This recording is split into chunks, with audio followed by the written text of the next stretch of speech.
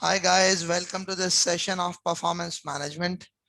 My name is Lukman Rafiq and I'll be taking you people through this performance management syllabus.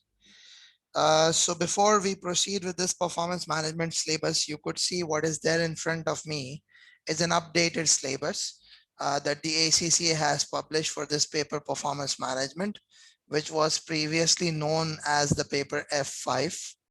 So you could see that this is the updated syllabus that is actually in front of me. Now, if I could just have a general discussion about this performance management. So believe me, this is one of those fundamental level papers that has got the lowest pass rate and which the students find to be the most challenging paper, most difficult paper to pass. So what we are going to be discussing in today's session is we are going to be talking about what this performance management is all about and what exactly is the methodology, what exactly is the approach that you should adopt to study the performance management, and what is the approach, what is the methodology that we shall be adopting with respect to this performance management. That is something that we would be talking about in today's session. So basically, that is what it is. Okay, for those who wish to have unmute yourself, I would appreciate if I could just complete my lecture and then you may ask whatever you wish to. In the meantime, you could actually just type out the questions in the chat window.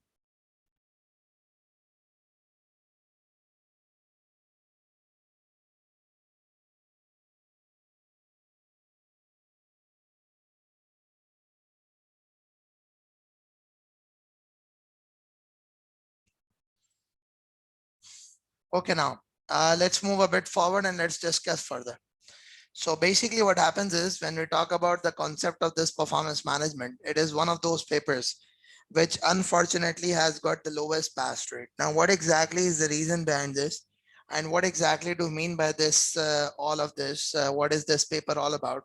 So I'll have a quick discussion about all these things. I have in front of me a syllabus for the performance management. And I'll actually take you through a few things with respect to the syllabus.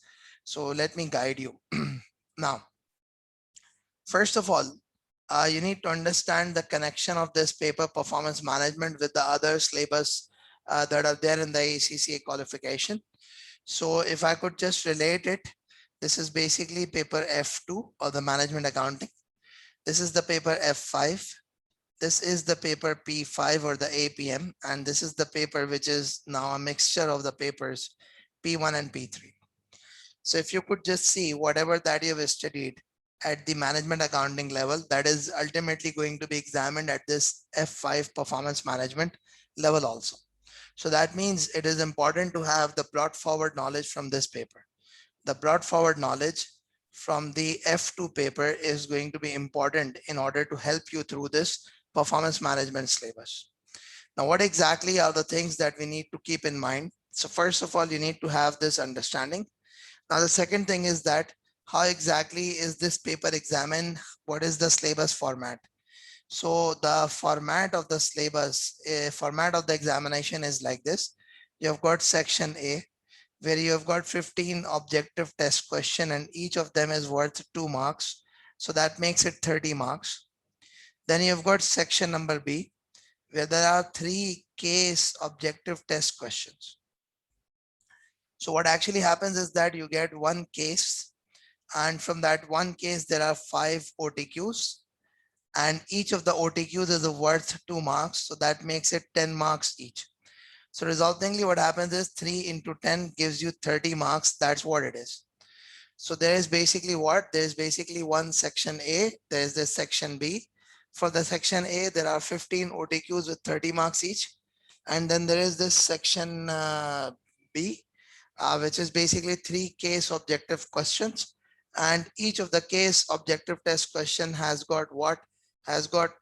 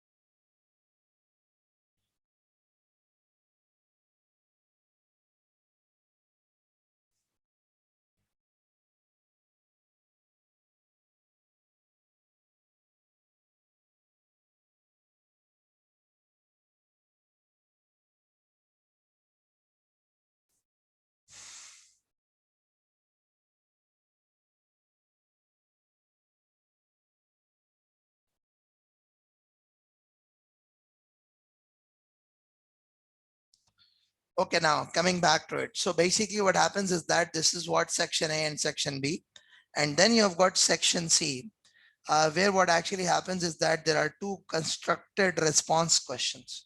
There are two constructed response questions, and each of the question is worth 20 marks each.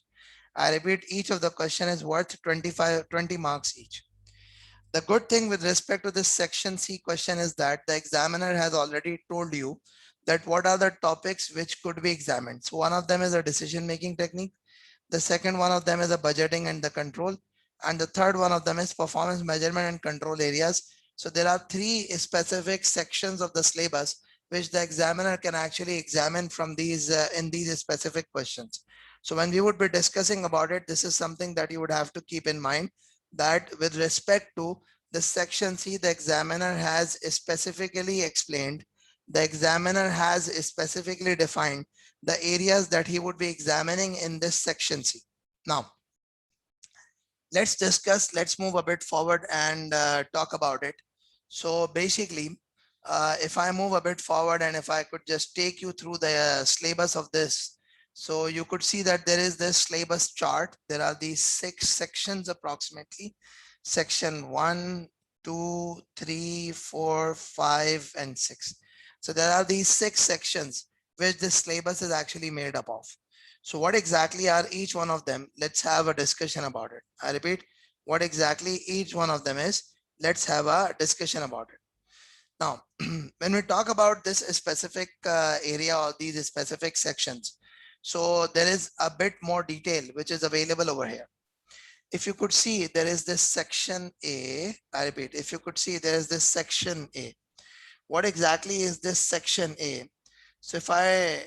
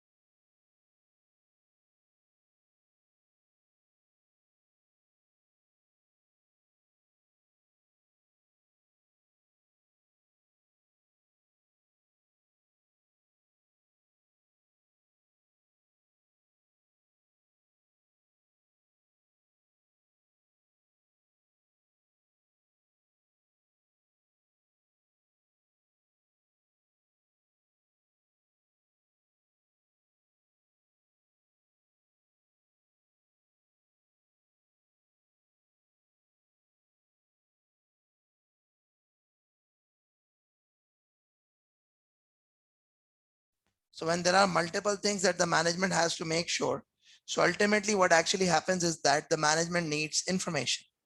I repeat, the management needs information.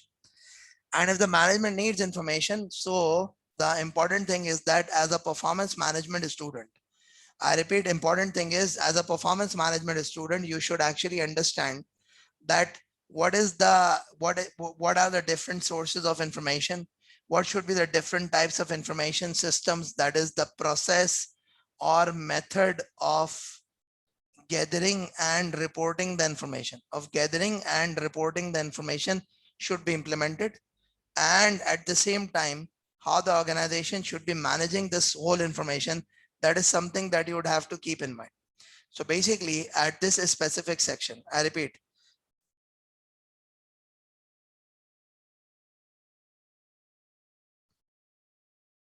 so basically what happens is that as a business, what you need to do is that you need to make sure, uh, as a business, that you need to make sure that you've got ample amount of information which could be used, for you to take a decision. I repeat, as a group, as an entity, you need to make sure that you've got ample amount of information that is available, through which you could actually take a decision and ultimately take the business forward towards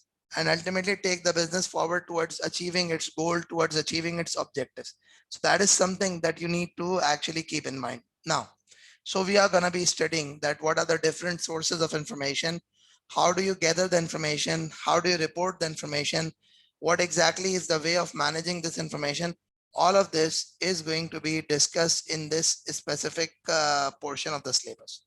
Now, how is this portion of the syllabus going to be examined? So when we talk about this specific portion of the syllabus being examined, so this specific portion of the syllabus is going to be examined in the form of OTQs only. You don't expect this portion to be examined in the form of the long case study questions. It's just going to be an OTQ that it is going to be examined as. Now, what next is there? The next situation is, there is a specialized cost and management accounting technique. There is a chapter in the management accounting in which you have actually studied these various techniques. You have actually studied these various techniques in a bit.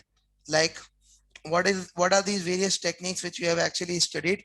You have studied all these techniques which are the specialized cost and management accounting techniques, like like the activity based costing, like the target costing, life cycle costing, etc., etc.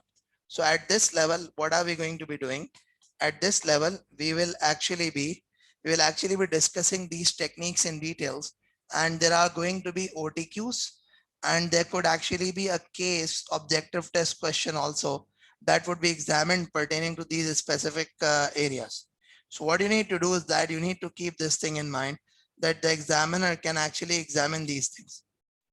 So we would be discussing about that how the activity based costing is better than the existing absorption costing technique. We would be discussing how a target costing, that is another way of reducing the cost. What is the life cycle cost, the costing over the entire life, the throughput actually means the output, the environment, how you consider the external environment into your cost consideration. So all of these things would actually be discussed in this specific area. And as I told you, you can expect this area to be examined in the objective test question, or what you could do is that you could expect that this area could be examined as a case objective test question. That is something that you would have to keep in mind.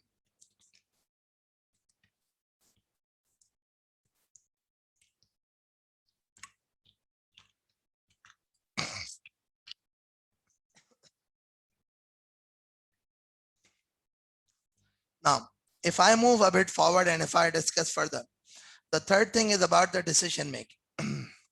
As a business, you got to take various decisions. And this is an important area because you can actually expect this to be in the section C also. That means you can expect the case study questions pertaining to this specific area. I repeat, as a business, what you could expect is you could expect case study questions pertaining to this specific area, which is about the decision making technique. Now, what exactly is covered in this specific area? Let's just try to see.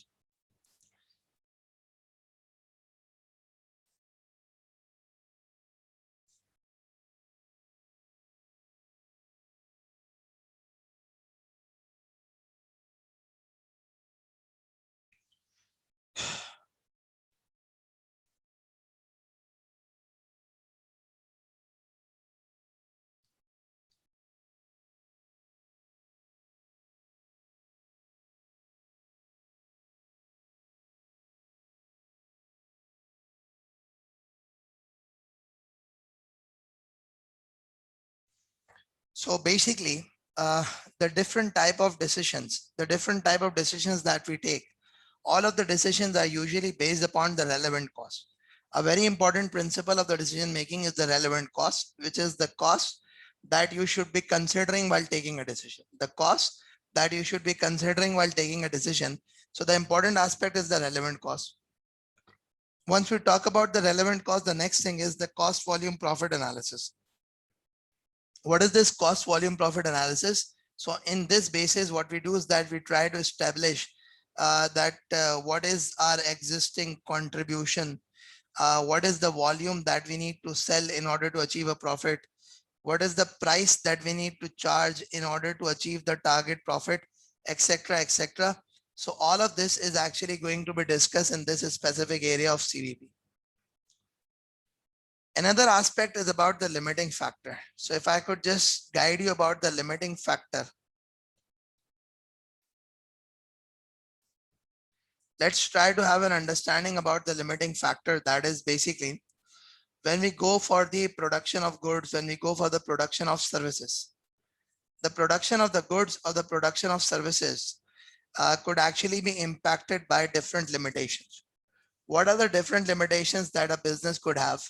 The different limitations could be the availability of the labor time, the availability of the machine capacity, the availability of the material, etc., etc. There could be multiple types of limitations that a business could come across. So when you have got these multiple types of limitation as a business, so it's very important to decide that how would you allocate your resources? How would you allocate these limited resources to different products?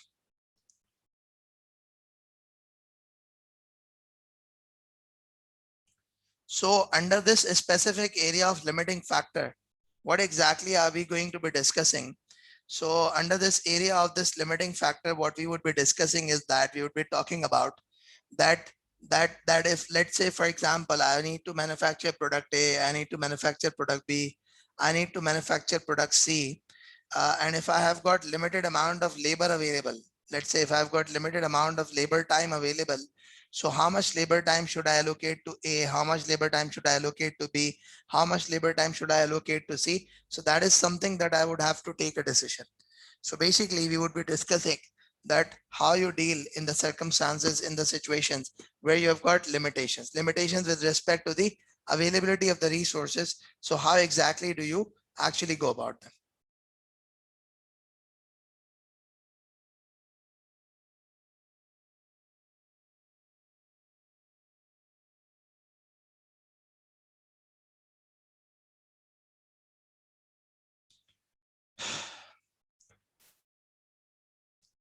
Now let's move a bit forward. Let's discuss further.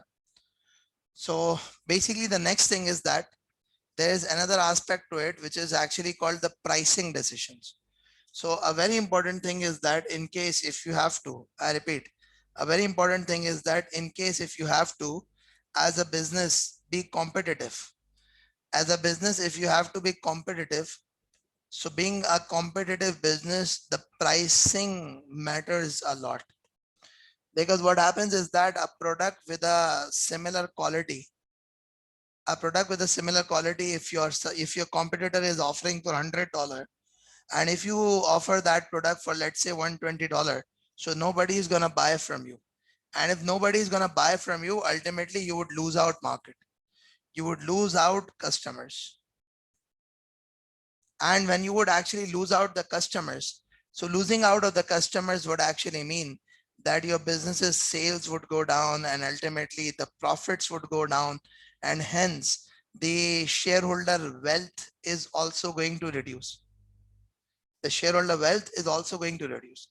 So as a business, it's quite important for you that you need to decide that what exactly is the price that we should set in order to make sure that our business is competitive, in order to make sure that our business is able to compete with the, in order to make sure that our business is able to compete with the others in the trade, and we don't lose out the market.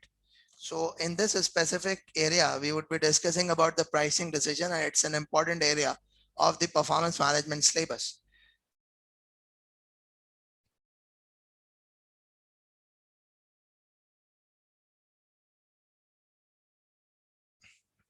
The next aspect is make or buy decision or other short-term decisions. So there's this make or buy because, for example, if there is a product which you manufacture in-house for, let's say, $100 and it's available externally for, let's say, $120.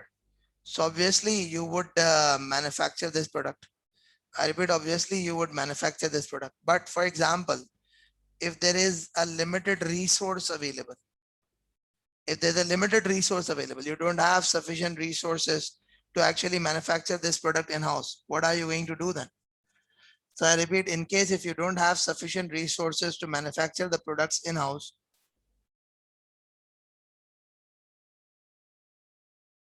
all that you would do is that you would then take a decision that should I actually buy it externally or not. So if I have to actually decide between product A, B, C, I've got 3 different products and all of them are expensive when buying externally. But the point is that I cannot afford to produce all these products in-house. So if I cannot afford to produce all these products in-house, that means I would actually have to buy 1 or 2 of the product externally.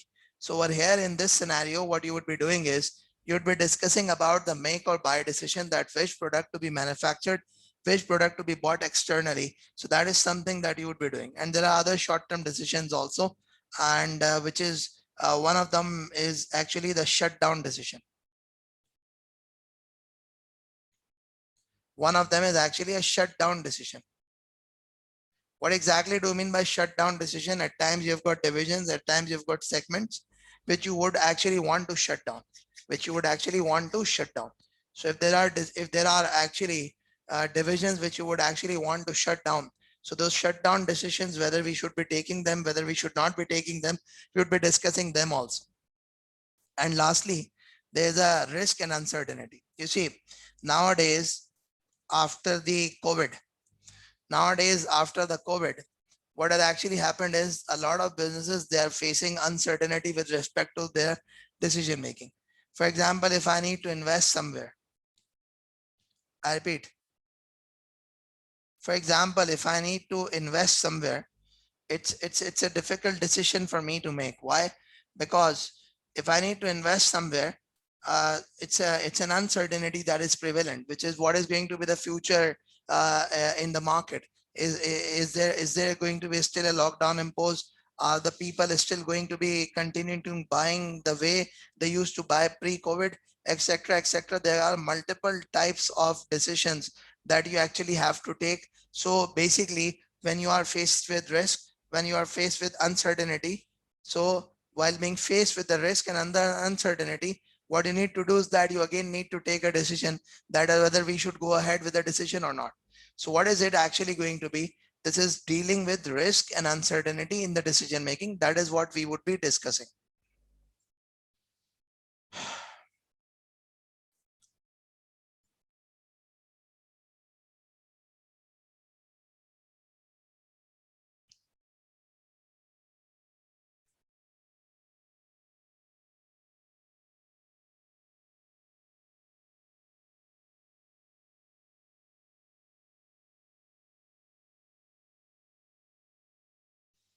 Now, there is this another section which is about the budgeting and the control. Now, when there is this another section which is about the budgeting and the control. So this is something which you have already studied the basics at the MA level, at the F2 level, which is you already know the different type of budgeting techniques. But over here, what we would be doing is we would be applying those techniques also. And it's more of a theoretical aspect that is actually examined at this F5 level. No worries, Aaron. Now, so generally speaking, these are the theoretical aspects. But again, what we would be doing is that we would be discussing about budgeting, and plus we already have gone through the variances at the F2 level, but the advanced level variances are going to be tested over here.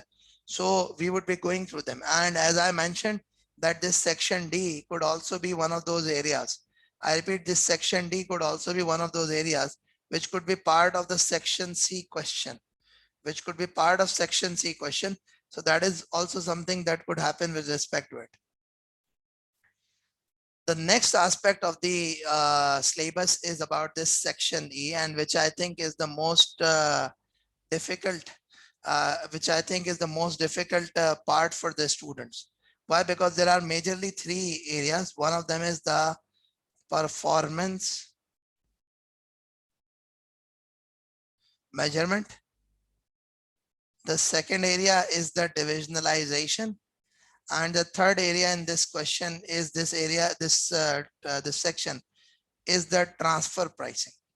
I repeat, there are actually three specific areas which are discussed in this. And what are they? They include what? They include the performance measurement, they include divisionalization, they include the transfer pricing. So when we would be going through this performance measurement, what we would be doing is that we would be talking about the performance measurement for the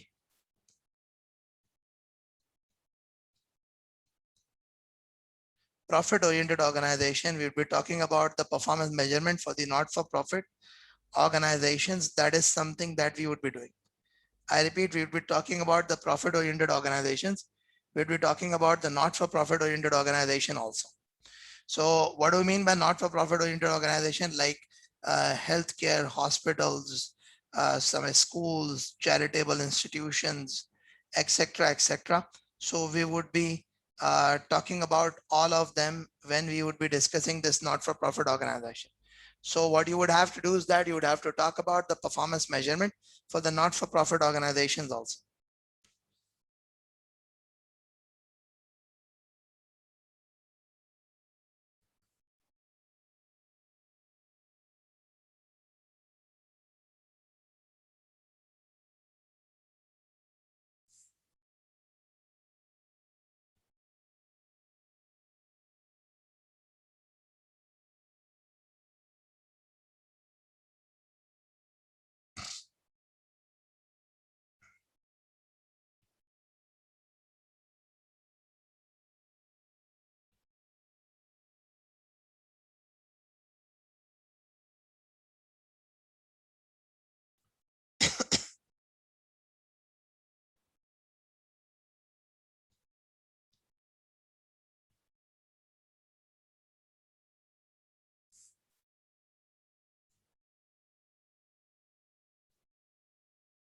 Yeah, is that okay?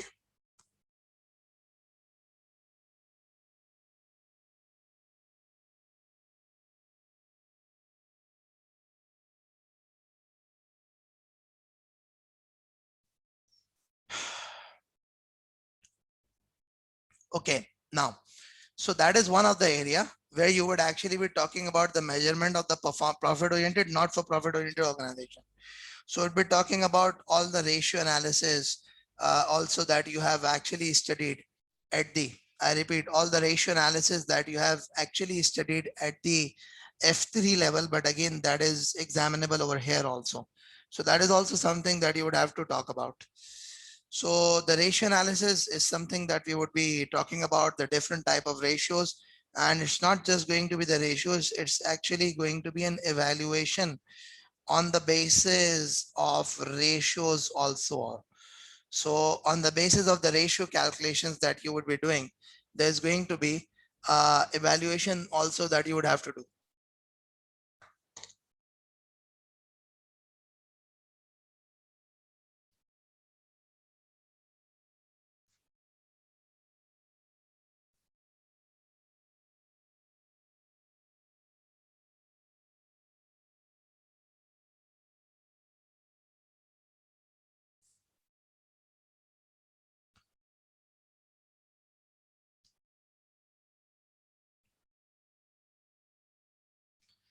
Okay, the next aspect is basically the divisionalization. If I could give you a brief background about the divisionalization. So what exactly do you mean by this divisionalization? This is basically when you split your organization into different parts.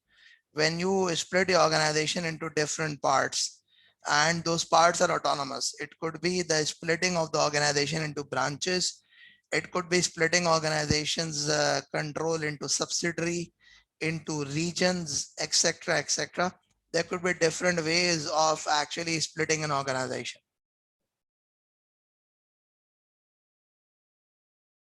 I repeat, there could be different ways of splitting an organization.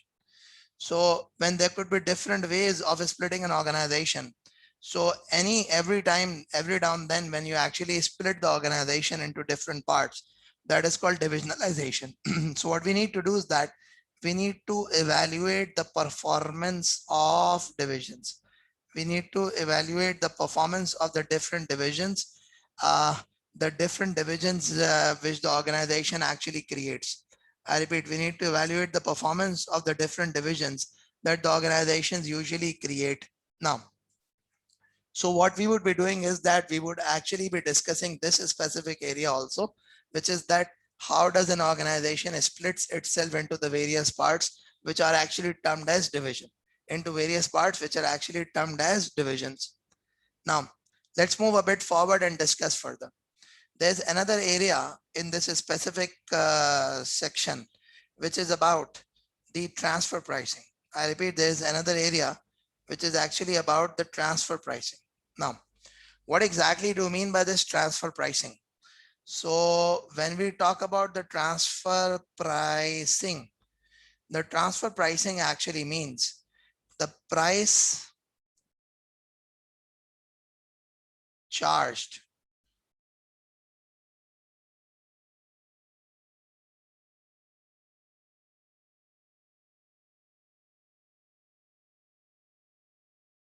the price charged for exchange of goods or services between divisions between, or you could rather say within the organization.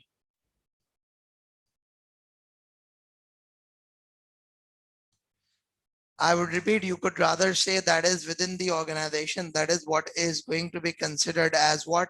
That is going to be considered as transfer price. So when I talk about the concept of transfer price, what is transfer price? Transfer price is the price that is going to be charged with respect to. I repeat, the transfer price is going to be the price that is going to be charged with respect to the exchange of goods and the services. I repeat, with respect to the exchange of goods and services within the organization. So your organization could have multiple division, your organization could have multiple departments. So whatever price that you charge with respect to the exchange of goods, with respect to the exchange of services between those goods, between those divisions, between those branches, that is all going to be considered as what? That is all going to be considered as your, that is all going to be considered as your transfer price. So basically, what we would be discussing is we would be discussing about that. I repeat, we would actually be discussing about that how transfer pricing should actually be. I repeat, we would be discussing about that how the transfer price should actually be for the exchange of goods and services between the divisions. That is something that we would actually be doing. Now, let's move a bit forward. Let's discuss further. So with this specific area, this is again a very important area and students usually struggle a lot in this area. I repeat, students struggle a lot in this specific area. Why? Because generally speaking, our students, they have got a mindset. And what is that mindset?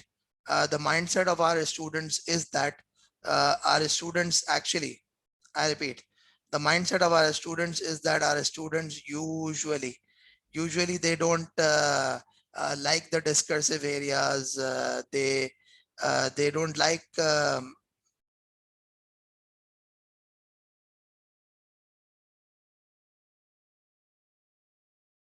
they don't usually like the discursive areas. They usually like the computations.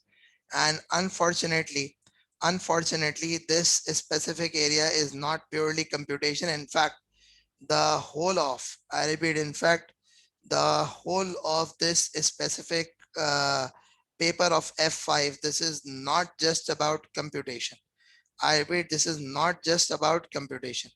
Why is it not just about the computations?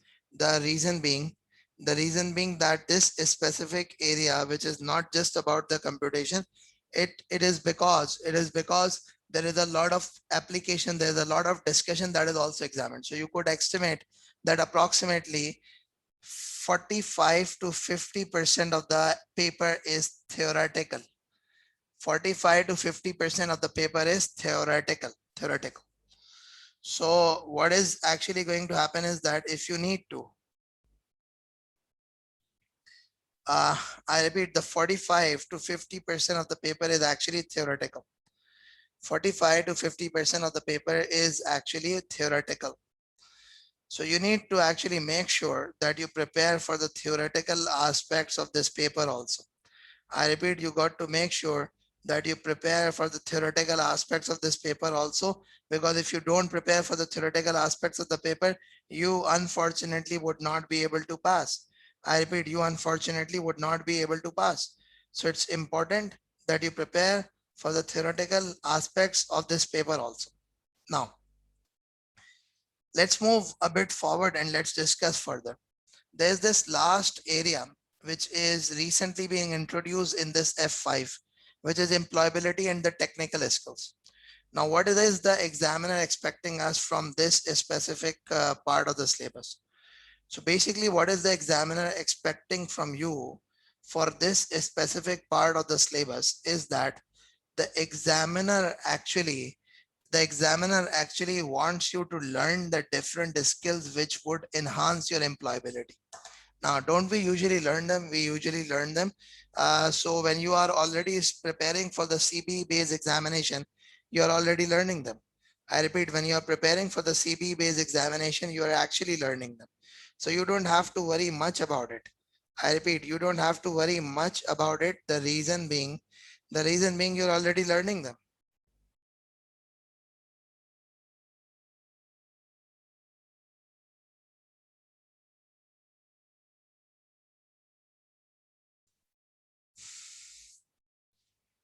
Is that okay? Now, so what I've done is I've actually gone through a detailed overview of the syllabus. Now there is this one final thing which I would want to discuss before I can actually go on and discuss few more things. So that is, I am actually going to demonstrate to people that how exactly is this paper examined. So when you would actually log on to this ACCA website, there are these study support resources. You would click on this performance management. And when you would click onto this performance management, there is actually going to be a question practice ACCA practice platform. There's going to be a question practice, which is ACCA practice platform. You will click on it. And when you would click on it, you would be required to actually log in and etc. So when you would actually be required to log in, you would be able to see the multiple subjects. So let's say, for example, you have got this performance management, you would click on the ACCA official resources. So maybe I could say that I'll go for the ACCA F5 performance management specimen paper. So I would actually be assigned this performance management specimen paper. I could actually click it and I could start it.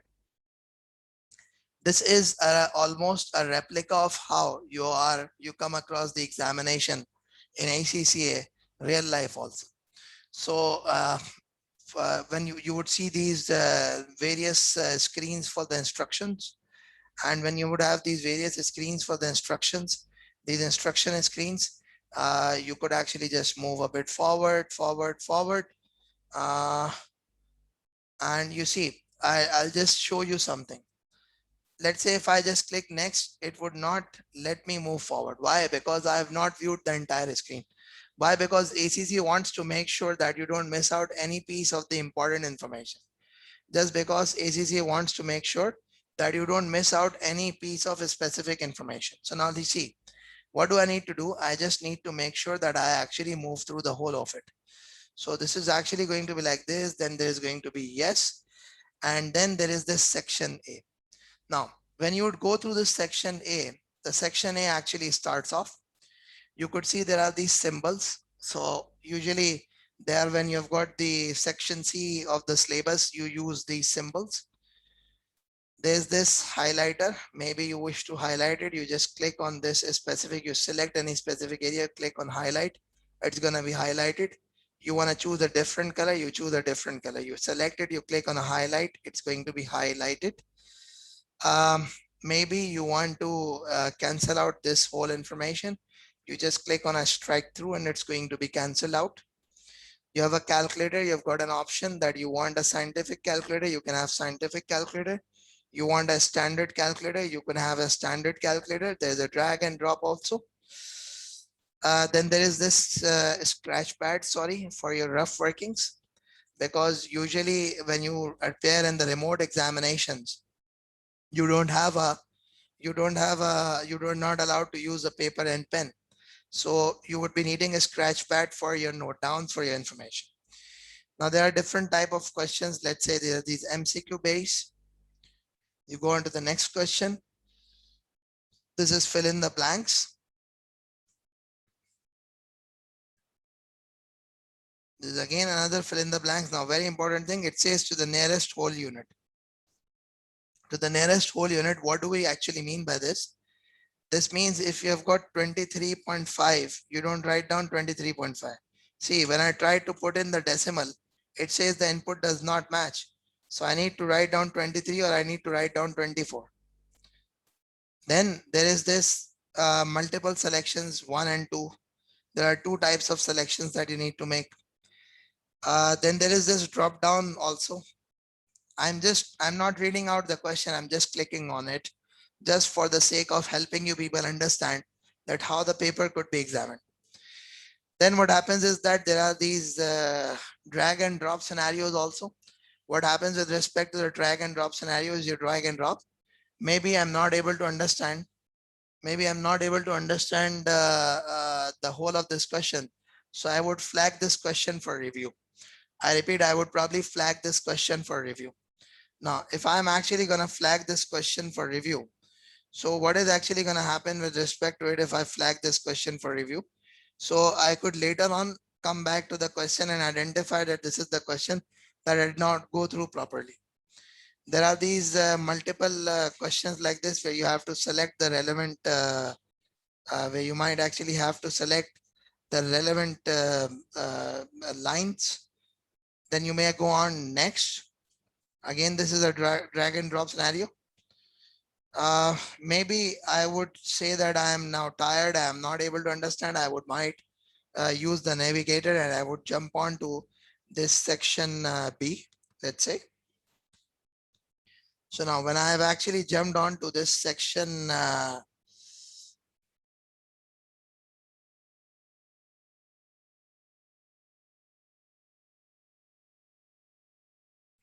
I've jumped on to section B. There are these requirements of section B. Then there is this next thing. So there is this one question. And from this one question, there are multiple OTQs. You see the scenario remains the same, the OTQ changes. You've got this option, you could just drag it. You could just drag it like this. You could drag it like this also. So you've got this option over here with respect to this, that you could drag it and you could go about actually uh, attempting the answers. So there are going to be three questions like question 16, 17, 18, 19, 20 that would have one case, 21 onwards another case, 26 onwards another case. I'll now move on to this section C. I'll now move on to section C. So if I actually move on to this section C,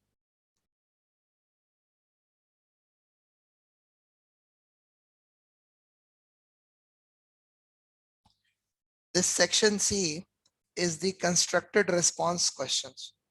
What do I mean by the constructed response question? There's usually as per the past experience, you would have one of the questions where you would have this type of a spreadsheet. Again, what you could do is that you could just drag and drop things. So there's actually going to be a type of a spreadsheet that you can use.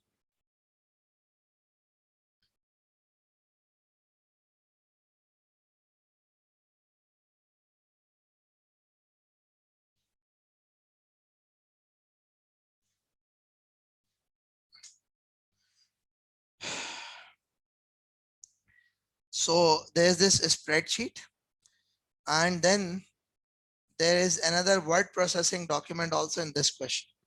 So you see, you've got both the spreadsheet and the word processing documents in this specific scenario. What next is there that you need to do? I repeat, what next is there that you need to do? You need to move a bit forward and you need to discuss further. There's this next question, and almost the whole of the question is based upon the word processing document. And there's another part of the question which is also based upon the word processing document. So more or less, when you would actually be attempting the, I repeat, when you would actually be attempting the paper, so this is how the examination format is going to be. I repeat, this is how the examination format is going to be. And this is what you would have to keep in mind while preparing, while attempting this performance management syllabus. Now, the last area, which is usually a very important area, that is to actually discuss about our methodology. I repeat, our methodology of delivering this course. I repeat, the last thing is that to discuss about our methodology of delivering this course.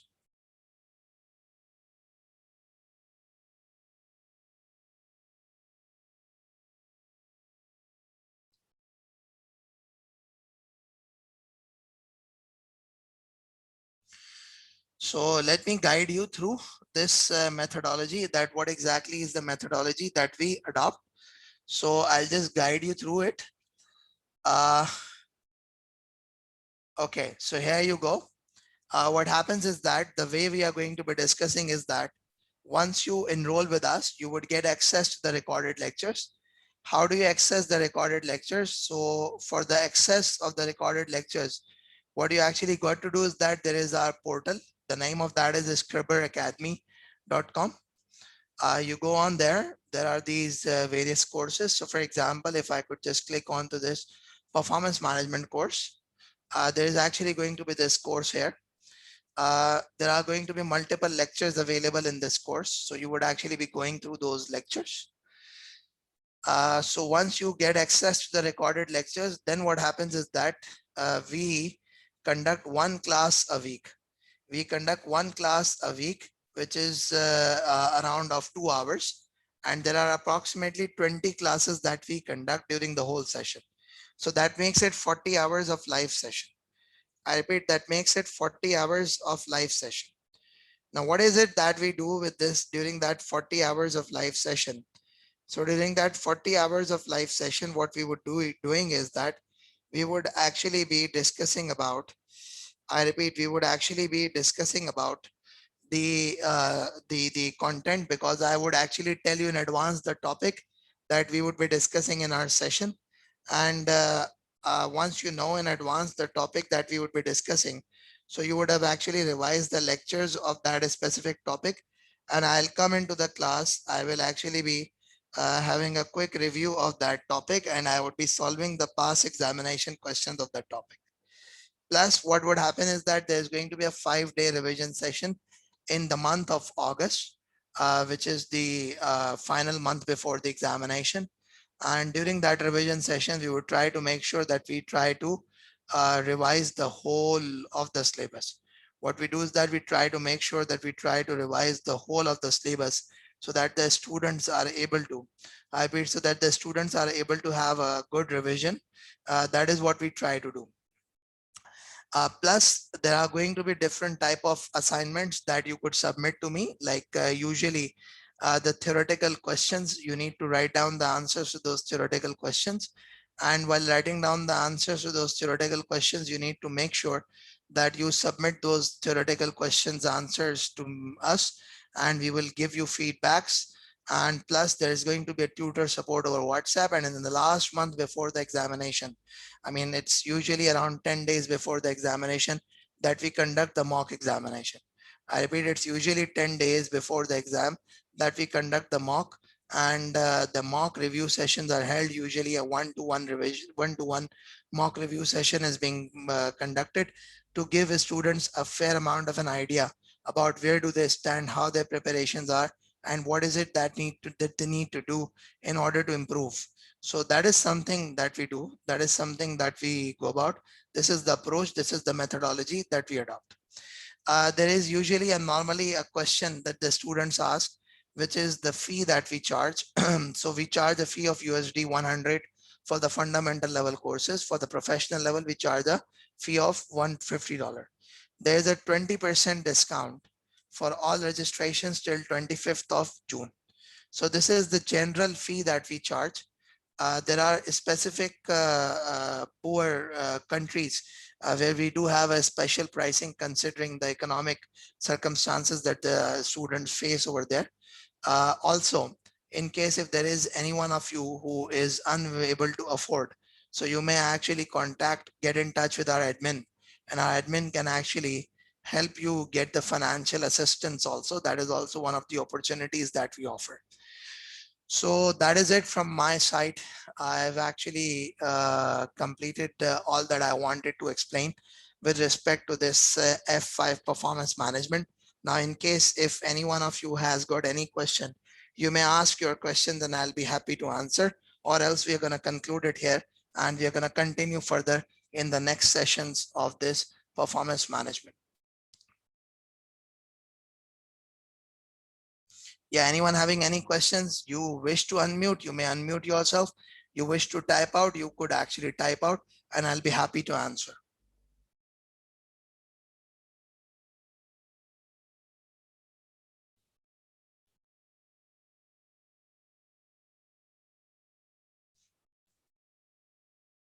Yeah, anyone having any questions, please?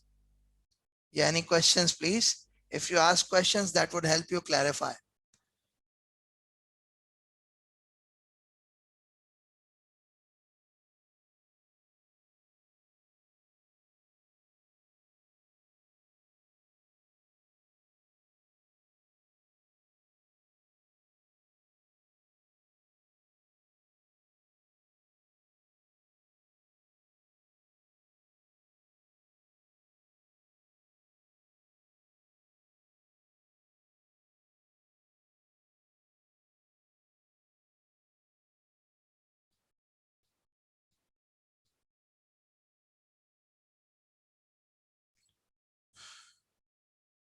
We can extend these number of classes to 2 classes a week also. So you don't have to worry about it. We could actually make it 2 classes a week also. You don't have to worry about it.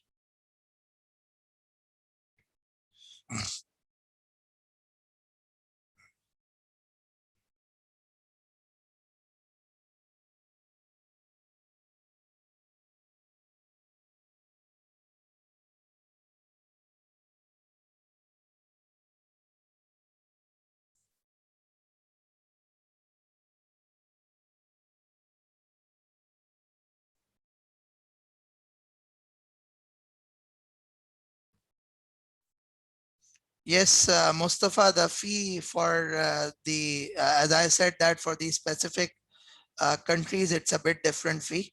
We have got a special arrangement for a few countries, which includes Somalia, which includes Gambia, where we charge a different fee just for the sake of a student's support. So that remains the same.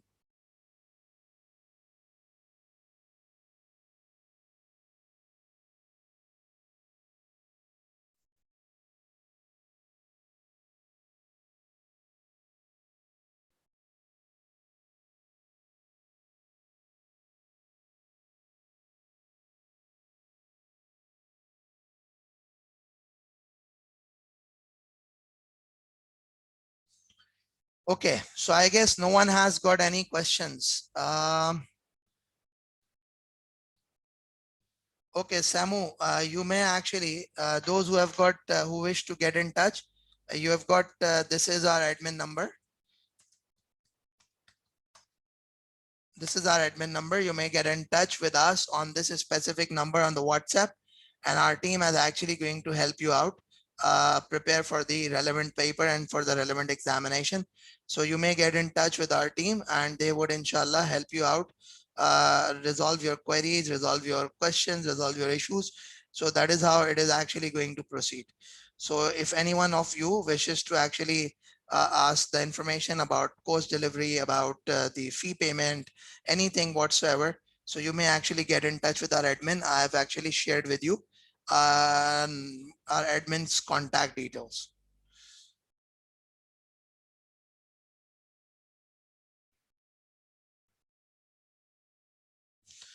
Okay, so thank you very much, all of you. Thank you for your time. Thank you for attending the session. It was nice to have you all.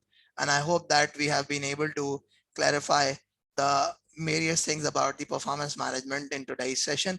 We're going to continue further in our next class.